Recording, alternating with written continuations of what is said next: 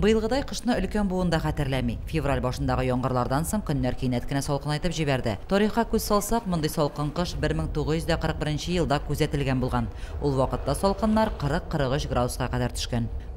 Халыкка мәрәҗәгедә шул салкыннарда игътибар итегез, электронагревательный приборны кулланырга заводское изготовление. Ирек вакытларда бу обычный бер инде, хәзерге суыкларны белән бар дип табылмадык. 35 градус буладыр. Атналар бу 31 декабрьдән 1 январь иртәсенә 56 градус суык булды бездә. Бер машинаны кабыз алмадылар. Машинасына утырып бардым сиңгә.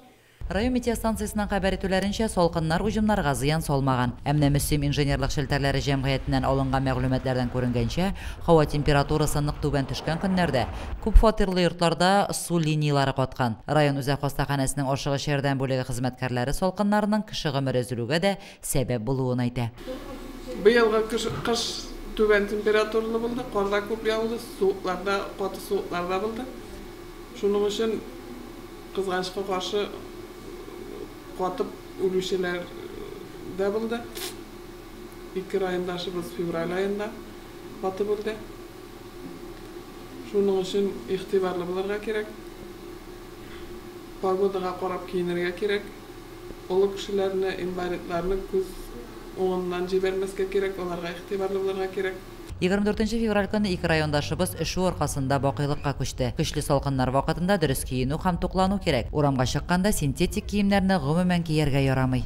Урамнарда йөргәндә киенеп йөрергә кирәк. Анда и по необходимости ерак юлларга чыгарга ярамый. Потому что төрле чираклар бара, может машина подводить тора, может или тагын бер нәрсә.